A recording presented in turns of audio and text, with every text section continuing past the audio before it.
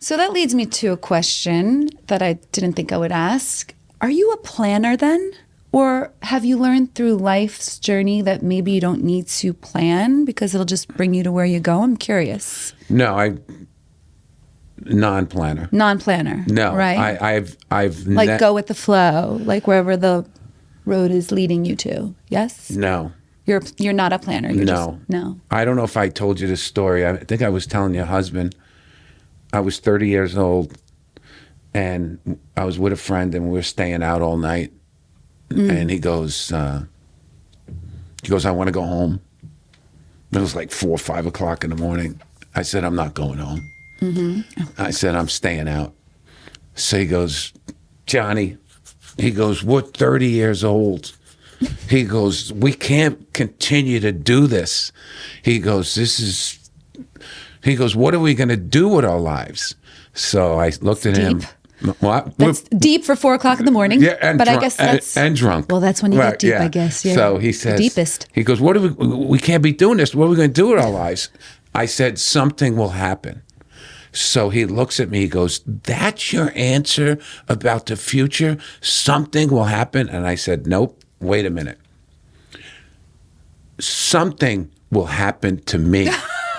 I don't know what's going to happen to you. I could always be for myself, bro. Yeah, something's definitely going to happen with me. And that was the kind of stupid confidence that I had. At 30 years old, where were you at what point in your life were you at the 30 years old? I was managing. Were you at KTU at that point? No. You were doing the bodyguard thing, maybe? No, I was managing a comedy club. Managing the comedy club. Yeah, and I just started to get into comedy. Was this after the NFL stint? The NFL was in the early 20s. Early 20s. Yeah. Okay. And that was short-lived. I got hurt, and that was over with. And then I got into bodyguarding, and So for those of you who didn't know, actually, Johnny was a free agent for the Jets and then the Giants. Jets is that and it? the Giants, yeah. Yeah, and for both of them, it didn't pan out. He had a neck injury, yeah. But God leads you to where you're supposed to go. Well, that brings me back to my point: is that. If I was fortunate enough to have any kind of NFL career, I was not at that age mature enough to handle it. Yeah. And I'm so glad that it didn't happen. Right. See, my problem was with my life was that people would look at me intellectually and say, Johnny is maybe above average intelligence. Yeah. But emotionally, my emotional intelligence, let's say my intellect was 7.5. Okay. My emotional intelligence was a 2. Huh. So I made a lot of bad decisions. Got it. Because it took me a long time to realize. Why do you think that was a 2? Because of some childhood trauma. Sure. I had childhood trauma that I didn't deal with until I was 40 years old. Yeah. And then at that time, when I was 40, I took responsibility for acknowledging what happened and how I dealt with it. And I could see my childhood trauma led me to make consistently bad decisions on my behalf. Wow. Because I was acting out or compensating for what happened to me. And it was easy to see at 40, but I was totally blind to it for my life because that was my crutch. This was my motivation. This is how I acted. No, you tell me to go left, I go right. I was rebellious. Yeah. No, I don't listen to anybody. You know what I mean? And that was my thing. I wanted to feel like I was in control of my life because there were parts of my life, that I blacked out. You know what I mean? And then I dealt with one like everybody else. I'm no different than anybody else. Did you ever? I see now you don't drink. I was going to ask you, did you ever drink before? Did you ever struggle with alcohol or any of that stuff? No. I mean, for me, when I was younger, I never enjoy drinking or drugging or anything like that, but I was a binger. Like, in other words, I'd go out on Friday and I'd come home Sunday. You know what I mean? But I'd do it all. I'd get in a fight. I'd go gambling. But a binger, but sober, not drunk or not on anything. Oh, everything. I would do anything. Oh, you would? Yeah. But it wasn't like I did it consistently. Yeah. It was just like, we're not like partying like on a Friday night at home. We're like in the club. We're getting turned up. There's a reason for. Well, it was about, ultimately, it's about self-love. Yeah. You know what I mean? Nobody who truly cares about themselves would do some of the things that I did as a child or as a teenager or in my 20s when it eventually ended. Nobody would do that. You know what I mean? I didn't have self-love. I didn't have self-respect. You would never treat your body that way or whatever. And I wasn't spiritually evolved. I was going through the process like everyone else. I was learning, and I eventually got there, which was the reward for all the, for the struggle, where I finally reached the point where I said, I love myself and I like myself. How old were you when that happened? 40. 40. Yeah, no doubt about it. How old are you now?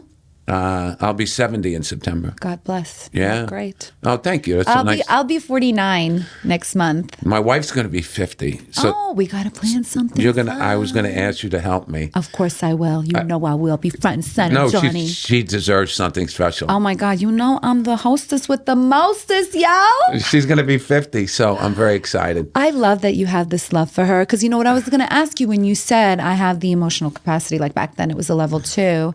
The first question that popped into my mind was, did that mess up your relationships? Like, did you struggle in relationships with girlfriends being that unemotional? I would hear the same thing from every girl. Not every girl. You're not emotionally available. Yeah.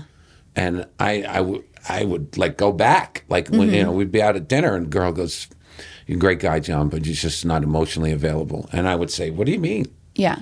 I'm emotionally available.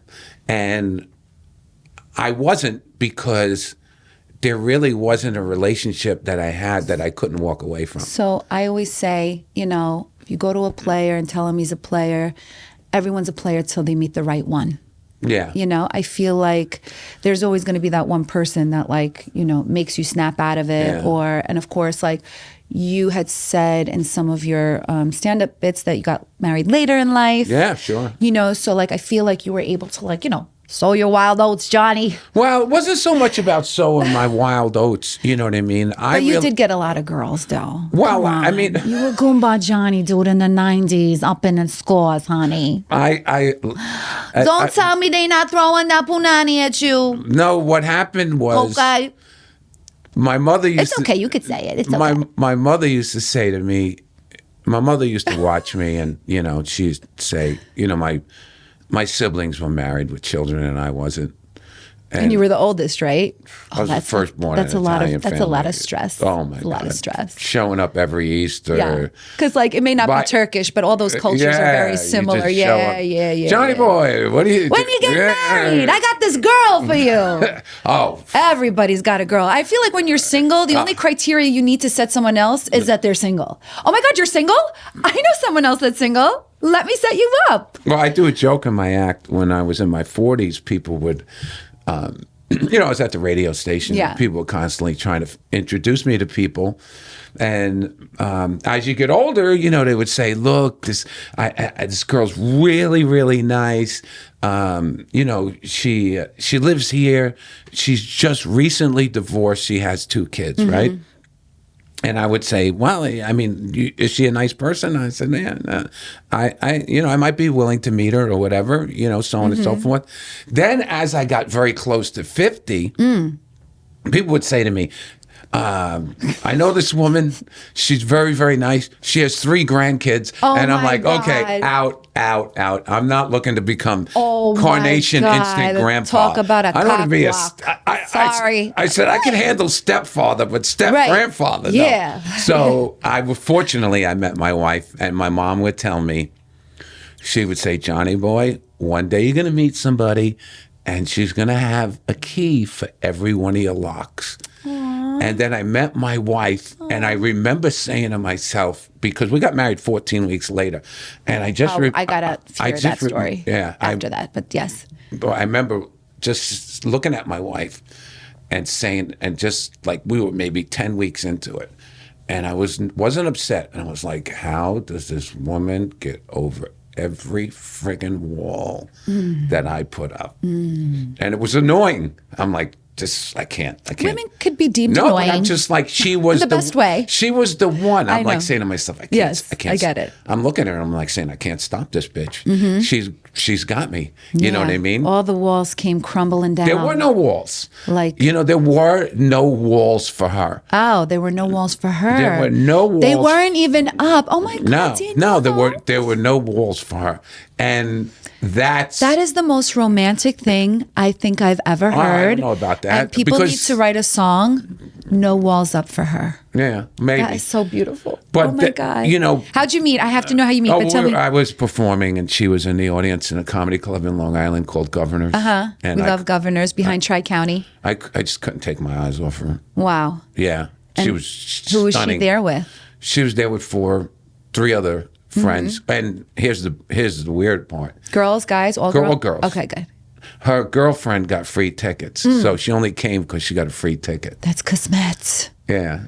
That's fate. Yeah. It's Kismet. So wait, you saw her, and then what? So what did you do? Because you're a G. No, I chased her out. I chased her out? The show was over. I ran. I got her in the front, and I asked her for lunch, and she just stared at me. She was a little bit. I think she was surprised that I. Do you know if she thought you were cute, like when you were up there? I didn't Nothing? think. I didn't. I have to tell you, I didn't. I don't think my looks impressed my wife at all.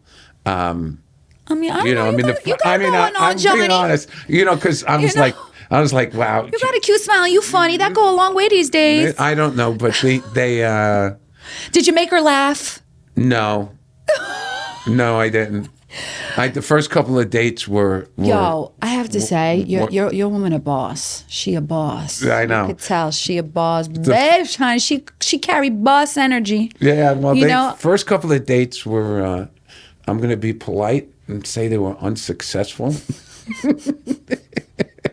But are you chivalrous? Do you pay for the meal? Oh yeah, you do, right? You're old school, right? Open they don't have that anymore. Opening the door for the girl. I mean, we're married now, so things I'm saying in the beginning when you were courting her. I feel like I was, but then again, I mean, it could be your version of it. My wife's version will be totally different because I was 50 and single. So if you're 50 and single, I don't care who you are. You're a spoiled brat. Yeah. I'm used to doing everything I want on my time. Yep. I'm on the radio. Highly agree. People are, I don't want to say, you know what comes along with having notoriety. People cater to you, right. more than the average person. Yes. So I was very, very spoiled. And you get comfortable. You get comfortable. This is your way. Just doing what you want to do when you want to do it. And then now you have responsibility to another person. What's the age difference? 20 years. 19. 19 years. Yeah. You little dog, you. You little dog. You got you a youngin'. No, I don't particularly. Nobody. I know age is not a number. I know. No, I don't say that. I don't. I never thought. I never really said I like younger women. That was not my thing. Right. I really preferred somebody my age, and in my mind, 7 years was my limit. I get that. 7 years was my limit. So my wife was like, whoa, and I grilled her. Yeah. And I have no problem with it. I have no problem. I said, no. And this is funny because when we got married, I said, look, you don't understand. I'm going to be 70. and you're going to be 50. And she goes, it's not a problem. Yeah. So I said, no, you don't understand. I'm going to be 70 and you're going to be 50. And she goes, no. I said, do you know what I'm going to look like? I'm going to be like, she goes, I don't care. I just want to be with you. So I said, and I believed her. And what's funny is we'll go to Starbucks for coffee. And my wife will put her order in. And then the young lady behind the counter will go, what's your father having? So What? Oh my God. Well, I mean, at least that's a compliment to her. I mean, we gotta look at the bright side. She does look young. Yes, so she does. I start laughing hysterical because she gets mad. That's not my father. That's not my father. And I'm like, no. The father would like a blonde grande. Blonde latte. Yeah. Make them twins grande. And I think it's hysterical. But I don't care. Hysterical. The age difference is meaningless in our relationship because of the puzzle pieces that fit. My wife is a one-off and I'm a one-off. And I say this, in all honesty, there weren't, for both me and my wife, there weren't a lot of lids for our pots. We're not, I wouldn't say we're not the most compatible people. Like, in other words, like the type of person that we both need. There's not a lot of choices out there for us. And I know that sounds more complicated than what it is. I mean, as long as you don't need to be compatible. I feel like you need to complement each other. Well, for us, there wasn't a lot of people for us. That's the way I feel. For the both of us, I think we both have that in our personality. And her father was a police officer and my father was a police officer. So we were kind of raised the same. So there was a foundation of, like, we both think alike. That's important. Yes. So we both were, like, trained by our fathers to think, when you're the son or daughter of a cop, you're not fucking around. No, you're not normal. No. You know what I mean? You're not normal. I mean, I mean that in a positive sense. I agree. I feel like you guys are more. You look at the world totally different. Yeah. You're totally. Like I remember being a kid, and we'd be driving, and we'd be at a light. Going to let's say eat Chinese food or something. My father would look over and he goes, "Johnny boy, that guy's registration is expired." I'm like, I'm not your partner. I'm 11 years old. Funny. I wanted to do a little clap for you, Johnny. Thank you. I was gonna call you a G because you're like the biggest G I've ever met. What does that mean? Yo, that's like slang for gangsta. See, that's gangsta. This, you people watching, you don't understand. Okay. Oh, don't roast me, please. No. Hold on. I know you have a rep for roasting people. No. Hold on. You have how many boys? 3 boys. You have 3 boys and 2 girls. Let me tell you something. The best part about that, it keeps you current and cool. Yes. And you are. Yes. And yes. I have to say, you're probably more current and more cool than I am. Clock it. Clock it. I looked at my daughter. I said, I don't know what you're saying, but I think it's something nice. My friend's daughter was teasing me about something, and I'll show you how out of it I am. And she just looks at me. She goes, "You've just been burned." Oh yeah, burned. Oh, and I'm like, "Burnt?" What? I said, "What the hell are you talking about?" So my son, and I'm supposed to be this current comedian. Yeah. When my son Jacob was very impressed with meeting you. Yeah. And I was telling him how I was interviewing you. I was telling him a little bit about your past. He's very enamored with the whole stockbroking era, like how it was back then, and the making the money and being a boss and all that. So he's interested. So I told him I was interviewing you this morning, and he was like, "That's tough." I was like, "Is that good? That's tough." I could brag. He's like, "Oh yeah, that's tough. That's tough." So that's another one. Tough. Yeah. There's Cap. Cap means lie. Lie, yeah, I found that out. I told them back in the day we used to call it crap.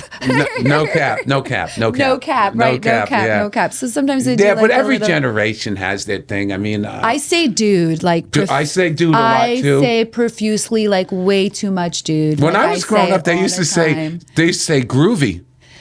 So we didn't use groovy that much. No, I groovy mean, was like but, a groovy 60s was a thing. thing. No, It I mean, I was a baby, yeah, but you were I used to hear maybe, yes. Woodstock Yes. groovy. Groovy, that's Yeah, groovy. Instead Yes, of saying yes, cool. yes. Instead of saying cool. I mean, me and Bill say cool beans all the time. And like my daughter one day, she turned around, she's like, what the hell is cool beans? Yeah. I'm like, you know, when you vibing and things are right, like it's okay with me. That's cool beans. Yeah, they don't. She didn't they're not get feeling it. it. She didn't get it. And like my kids, like, okay, I say dude, but they say bro. Sometimes it's not even bro, it's bruh. It's bruh. That's a new thing too. Bruh. Like Bruh. BRUH. Oh, yeah. Bruh. Bruh. Yeah, I've heard Yeah, that. yeah, I've bruh. heard that. I'm You sorry. okay? Is it fun at least? It's hysterical. Okay. Oh, yeah? It's very good. It's like, the thing I hate I to like, compliment my wife in front of her face. oh my God. So horrible. Oh my She God. gets I a big love head. it. I mean, it's She's such a good kid. She really is a good I think kid. it's romantic. Yeah, she's Johnny. very funny. I tell you, You know? my wife is the one person, the one girl that I met that consistently makes me laugh, and she's not a comedian. She has a very, very good wit. She's very funny off the, Off the cuff. yeah, and she's weird. And Well, she'll sometimes you're weird. no, You she'll use a tell me. Q-tip to scratch your butt. I know. I use what? You use a Q-tip to scratch your butt. Yes, I do. I did. I used to. Not anymore. I saw that in You one saw of your that bit? bits. Yeah, I like to do my homework, Johnny. Yeah. You know, we didn't just wake up yesterday. Yeah. Okay? Well, that was part of the thing. And you're very funny. When I got married, you know, there was nobody. I lived 20 years by myself, so there was nobody there to inspect me. Yeah. Like saying, hey, you know, people don't do this. That's not normal, so on and so forth. Well, you were and- free. What? You were free, you know, Oh. living alone free, living the dream, walking around the apartment naked, Yes. you know, flopping Oh, yeah. side to side. It's okay. Nobody's here. So we got married quickly, and my wife was living me for a week, and she was shaking her head a lot. She couldn't believe my habits. And then I got out of the shower one day, and she's looking at me, and she's going, "That's disgusting." And I said, "What are you talking about?" She goes, "I can't believe it." I said, "What's the matter?" She goes, "You scratch your ass with a Q-tip?" Better than using the finger. I said, "Yeah, I do." She goes, "How long you been doing that?" So I said, "I don't know, about 20 years." She Right. goes, "It's not normal. It's not normal. People don't do that." I actually thought it was a great idea. I had like an aha moment. I was like, why the fuck have we not known to do that all this time? Because you know what? Sometimes we were using our fingers. Yeah. Sorry, TMI. Anyway. So, Well, you know what's so funny about that whole story is that like once you're married, like I could tell you what you did was disgusting, yo. There's no refunds. You know, we sealed the deal, honey. Yeah. And you know what? That shit disgusting. Okay? So Right. you can't be like, "Oh, you know what? I never knew there was a mean streak." You're just Yeah. like kind of like shit out of luck, and I feel like that's the beauty of marriage. Like you could Well, really yeah, be I mean, candid and say anything to one another, I- and that's the best type of marriages, by the way. Yes. She loves you so much that she wanted to tell you you were weird for your own good. well, yeah, and Yeah. she's accepted. Yeah.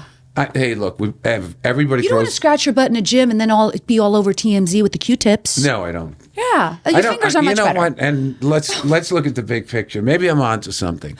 Maybe you should. I swear, it's a good idea, Johnny. It is so much better than using the finger. That grosses me out sometimes. But you know, when you in a jam, you in a jam. Well, the inspiration was I didn't want to use my hand or a towel. You're right, Because then I'd though. have to It's throw. so obvious. Yeah. It's like, oh my God, how did I not know that? Yeah.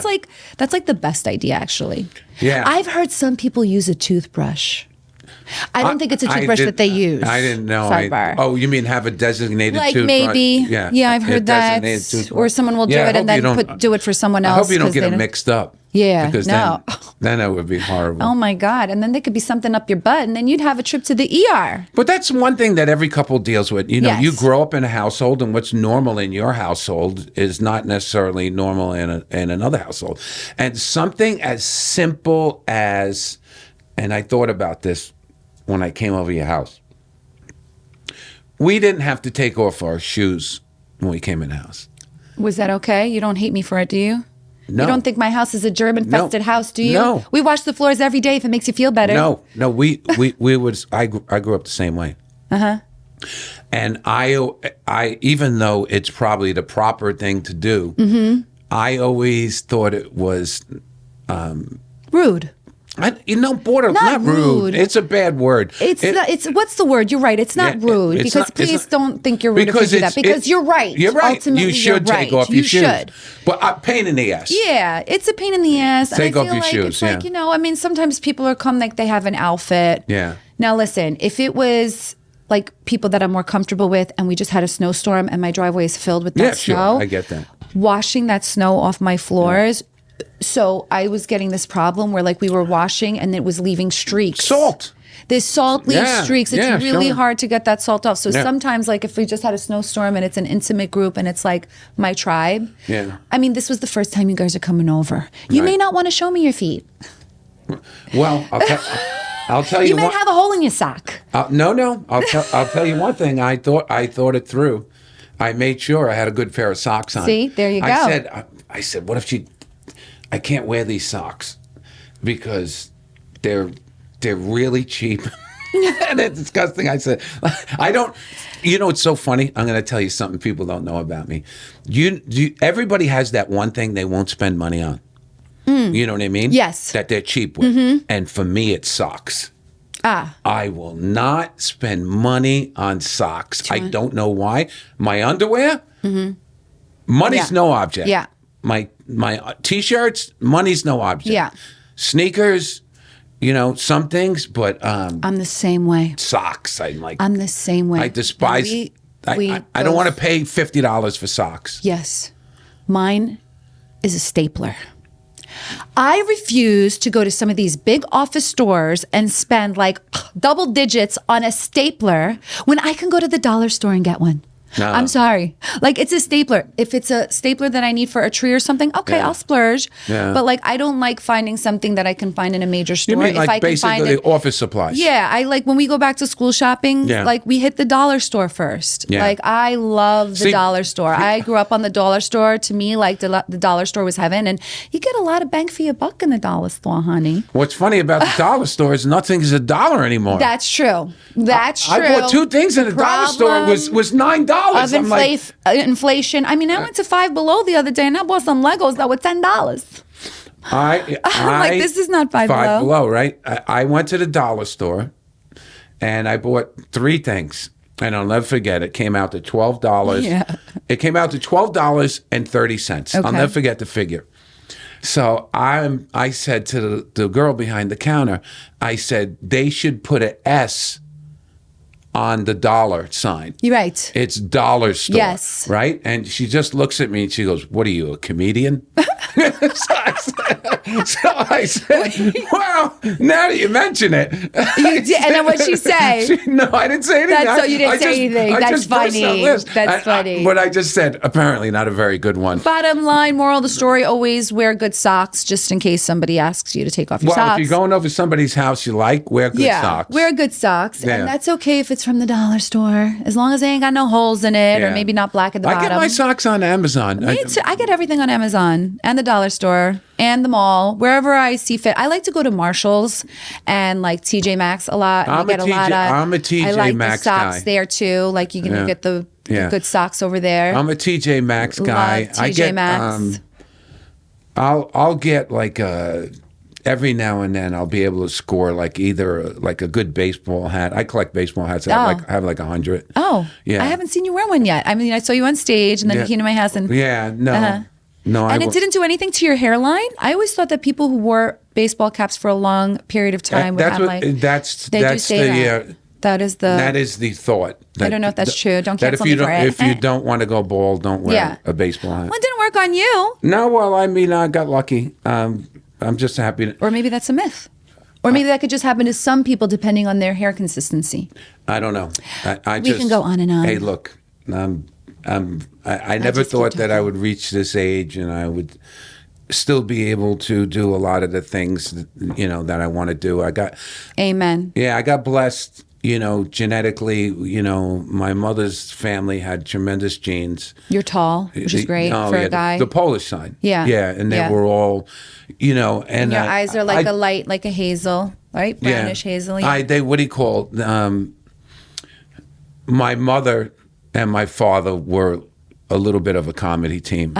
My father had a tremendous sense of humor, but he never told a joke. You know what I mean? He Yeah. was just rudely funny. I Rudely. get that. I get Like that. he would tell you the truth, and you would start.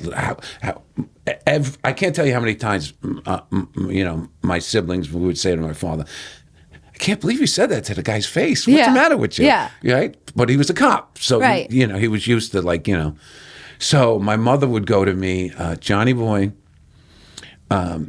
You don't think you got those shoulders from those Sicilians, did you? She goes, you're big, you're tall, you're strong because you got Polish blood in you. Yeah. And I would say, thank you, Mom. And my father would walk over and he'd lean over. He goes, Johnny boy, you don't think you got your brains from the Polacks, did you? And I'm like, You're like, touche, Dad, I'm touche. glad it's not Yeah, reversed. right? Imagine. I don't have the Imagine. Sicilian shoulders and the Polish brain. That's funny. So, so they were like that. So you got the best of both worlds pretty much then. You know what? I really did because I was raised in the Bronx, in my formative years until we moved to Yonkers. And, everybody in the building were friends or relatives. I know. And they were all Italian. There were 16 apartments, 15 were Italian. Things were so And different. they all spoke. And you know what was the best part? Every door was open. I know. Open. Unlocked. Unlocked. Can you open. imagine? I would Yeah. walk up. We lived on the fourth Yeah. floor. My grandmother lived on the second, my uncle, so on and so forth. And I walk up. I get to the second floor. Johnny boy, come here. I made some meatballs. I want you to try them. Yeah. Johnny boy, I just made these cookies. Boom, boom, boom. Don't you think we're so lucky to have had that be our adolescence? I'll tell you why we're lucky. We're 'Cause- so lucky. I'll tell you why we're lucky. And then I'll tell you why we're lucky. Because we went out. We went out. We went out of the house to meet people. We were forced to have conversations. We didn't. You couldn't ghost anybody because they No. hung out at the same place. Yeah. You know what I mean? Yeah. You had to deal with stuff, and you had to learn how to talk to people. You had to have a rap. And when you found out something, you found out because somebody saw you at the club and they said that they saw you at Yeah. the club.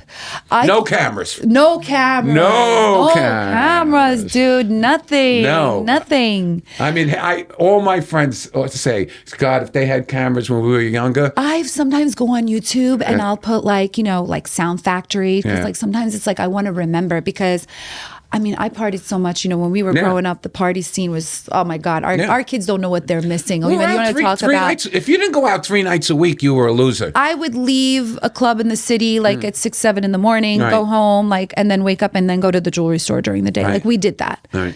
But I feel like we lived in such a great time is because we almost lived in this transition area of the last of its kind, meaning we started having technology with beepers. And then cell phones. Cell phones Right. were so new for us. And there wasn't any texting. If you had a text, you used to push the button 3 times before you got a letter. We had a little technology. I've had my own line. I think Right. that's cool because you would have your telephone and your mom would pick up and I'd say, hang up. And Right. you'd still hear her breathing. Right. That's So it's funny. so I got my own line, which I think was cool technology to have. We were on the cusp of this emerging technology. I know for the internet. I'm older than you. We started off with the pager. I had the beeper too. Yeah, We the called it beeper. beeper. Yeah, We called it beeper. right. And then you'd beep someone from a payphone, and I had a code. I had a code 77. So if I beeped you from a payphone, Yeah. it was *77. You knew it was me to call me back, and then Right. you just wait there, and then you Exactly. fucking going into Queens, and you go to a payphone that doesn't have a callback number. Right. I hated that. Yeah, and we would, and the big joke was, I mean, before pages became popular, the only people who had pages were doctors and drug dealers. Yes, that's what they would always say to me when I would say I had a beeper. They'd be like, "What are you, a drug dealer?" Yes. But it was like a way to, meaning like we had the capability of keeping in touch with each other digitally. But we still went out. We partied, the music. Even the music now. I mean, I sometimes go on TikTok and I hear these TikTok trends. Yeah. Those are songs from like our era. Well, freestyle's still big. Oh, freestyle will always be big. Yeah. And like It'll never die. My father used to tell me, he goes, and this made a lot of sense to me, and this helped me out in my career in entertainment. He said, "Johnny boy, I want you to take the best compliment you ever got." And he goes, "I want you to take the worst insult you ever got, and I want you to take the both of them and throw them out the window because you're somewhere in between." And that's the reality of it all. So I never really sunk my teeth into the hate, the real hate. And I never sunk my teeth into the real compliments because I became suspicious, suspicious. I became wary of the both of them because I'm not that good and I'm not that bad. You know what I mean? Agreed. You know what I mean? Because I always saw myself as, my father said, I think I was about 13. He sat me down, he goes, "I got to tell you something." And I would sit in a chair. He goes, "You come from an average family." He goes, "You're probably going to be a little bit above average size." He goes, "I think your intelligence is maybe a notch above average." He goes, "You're average looking at best." Thanks. So, no, he said, "No, right. Tell me. Tell you how it is." How old were you? Oh, I was about 13. Okay. So he goes, and you just your mom and dad, or I'm a cop, just, pretty everyday people. So he goes, "You know why I'm telling you this?" So I said, "No, I don't." He goes, "Because you'll never do anything special in life unless you outwork the person in front of you or behind you." He goes, "You have no special talents. You have to outwork people. You have to outthink people, and you have to be ready. He used to say, you have to be the hammer, not the nail." I love that. And he goes, "Be the hammer, not the nail." And he goes, "You got it?" I said, "I got it." And that from that day forward, when I wanted something, I made sure I was first in line. Yeah. You know what I mean? I got it. You know what I mean? Like, in other words, I wasn't going to be left money. My father made me aware of that I needed to be competitive, and all of us in our family, one trait that our father instilled in us was we all became extremely competitive. Yeah. And I think that really served me very well in life, because people who don't quit will usually win. Yeah, absolutely. Yeah. I tell people, you are your own deterrent in this life. God gives free will. He's not going to bless me any more than he blesses you. We have free will. What are we going to do with this free will? Figure it out. Well, people quit. One thing about marriages is people quit too easy. It's too easy. It's too easy. In this day and age, yeah, it's too easy to we're quit. in the selfish realm. I feel like everybody's, everyone wants to talk about, like, what about me? Yeah. What about me? What about me? What I've learned growing up in the jewelry business as a salesman, and like I said, I was from salesperson, by the way. What did I say? Salesman. Oh, salesperson. Let's be correct here. Oh, sorry, I canceled. But, like, you know what? It don't bother me if someone came and said, like, if someone says, like, you're my favorite. I mean, I'm not that deep. But yes, politically correct. Salesperson. But I did it literally up until I got married. So when I did that, I feel that it really, like, made me who I am today. Right. Like, it's my roots. Right. And I'm so grateful for that. Yeah, I mean, it's interesting. And it's funny because, like, for my mom, she just really wanted me to get married within someone with my culture. Like, she didn't want me to have an American boyfriend. But you did it. I did, and I'm grateful that I did. And even my kids now, I don't think it's health. Listen, if it works out that way and you find the love of your life when you're 18 and you're married for the rest of your life, that's wonderful. But that's not always the case. And sometimes it's good to experience a little life because, forgetting what you want, you get to figure out what you don't want in someone's life. And it is the rest of your life. And it is a commitment. So, yes, this is our happily ever after. 5 kids later, it ended up working out. You're such a character. It is. I'm a character. Goumba. It's TV Gold. So Yes, what do you think of TV Gold? Now that you're here, we're coming to the end. What do you think of my name, TV Gold? I want your real honest opinion. And what do you think of me? Well, Go on, please. I can handle it. you're done talking about you? You want me to talk about you? Yes, I want you to talk about me. Well, I have to say, the name of anything is only as good as the content. So, you do a good job. You put yourself out there, which is really, I think, the most important thing that any podcaster or broadcaster could be. I spent a long time on the radio, probably around 17 years. And if you're a phony, because you talk so much, it'll come out. You know what I mean? If you're just full of crap, people will eventually be able to. You can only hide, and that's the beauty of the podcast. When you do stuff like this, there's no hiding, right? Because if you're not genuine or authentic, it will eventually, the people will be able to see that. In your case, that's not the case. I think that's one of your strong points that you. I don't even think you may have a filter on your phone, but you don't have one in your brain. You know what I mean? Sometimes it's my worst trait and my best trait. Right. Yeah, exactly. It really is. Exactly. It saves a lot of time. And sometimes people don't know how to take it. I've been through that myself. But I think you're doing a great job. I think you're onto something here. I just really want to bring people joy. Whatever content I'm putting out there, I want to make people laugh. I want to make people feel like... You do, and you can inspire people... You can inspire people to... I'm hoping to. Well, I feel like you inspire people, number one, with your commitment to your family, your husband, and your religion. Those are 3 very admirable things that people need. You know what I mean? People don't commit today, and you have those commitments. And those commitments in your life have really turned into great rewards. And I think you're a great example of that. And I think people can see that the only time you can experience true freedom in your life is when you commit. And you've done that. And you're a great example to other girls out there to what it is. So that's good because they don't show that on the Housewives show. You know what I mean? Which is why I wanted to go into something else. Without a doubt. You're doing the right thing. I would meet people and they would say, why don't they show this on the show? Look, I don't make the rules. Right. Don't hate the player, hate the game. Right. Well, I don't get a say, but on this platform, I get a say. It's you, and you're doing a great job, and you just got to keep putting yourself. And I meet iconic people, like it's Goumba Johnny. I don't know if iconic. For me, for your so I childhood. could toot your horn now. I was tooting my own. Oh my God! Oh, I broke the whole difficulties. I brought down the whole network. That's because we're just so iconic. The vibrations are making everything fall. I look. I really enjoyed talking to you. I love your husband. Thank you. I love him too. I have to say,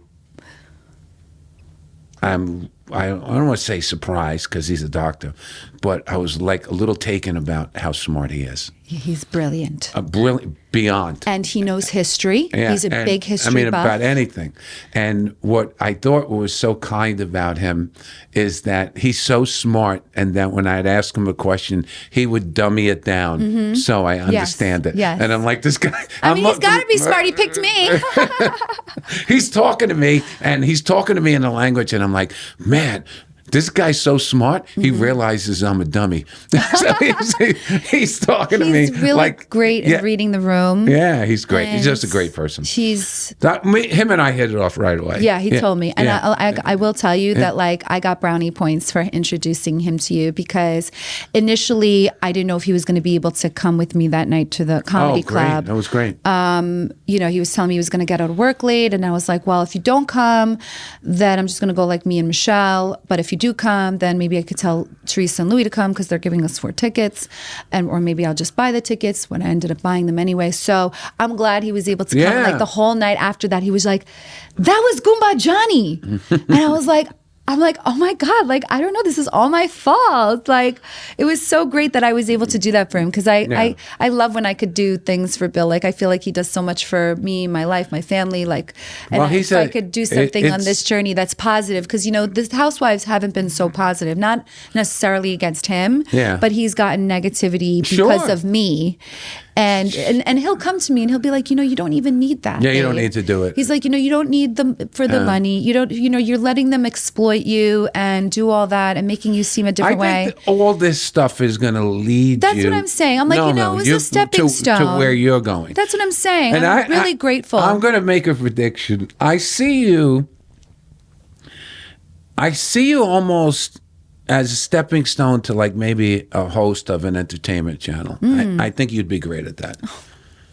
I think you'd be great at that because... Do you agree, Danielle? We have Danielle here. Yeah, Danielle is our amazing studio audience. So grateful for you, Danielle. You have a natural...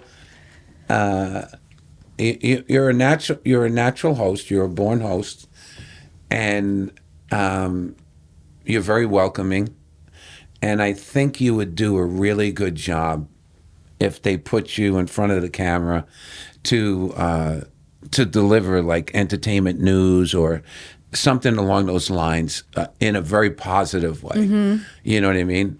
Almost the opposite of what how you're being portrayed right now. Isn't that wild? So we just need to switch the narrative out there. And I feel like it's going to come with time because like I said, it's like eventually the consistency, like I love meeting people for real. Right. Like when I met your wife and like that meant so much to me that she was able to say that. And for me, like that's the greatest gift of all of this. You know what? You know somebody, she doesn't like me too much, introduce me to her. Give me 5 minutes. And if you still don't like me, no harm, no foul. Right. It does not hurt my feelings. I'm a big advocate of everybody's entitled to their opinion. We're all entitled to it. You know, and not everybody's going to agree. Not everybody's going to like you. No, not everybody's going to like me. Yeah. Hello. Yeah. I'll just put you in that category, then the not liking me category. That's all right. There's enough that likes me. I've had that happen to me, you know, and I've had people tell me, you know, you're not my cup of tea, you know, politely. And I'm saying, and I always answered the same way. What a coincidence. It's crazy. Because you're not my cup of tea either. Yeah, right? That's what I tell me. You don't like me? Oh my God, same. Yeah, let's go. Like, same. Next. Yeah, like keep it moving. Thank you, next. Yes, all of that. And that's a reality of life, you know what I mean? And I think, you know, I wish you good luck. And I think there's going to be good things in the future for you. And right now, what are you doing currently aside from the show? You can find Goumba Johnny and the Insanely Funny Tour. Like, how long is this tour going on? Oh, I don't know. It's 6 years now. It's 6 years, but are you like under contract yearly, or is it like whenever it ends, it ends? Day to day. Day to day? Day to day. But you enjoy doing it? I mean, he's my work wife. Yeah, your work wife. I love that. We all got him. We all got him.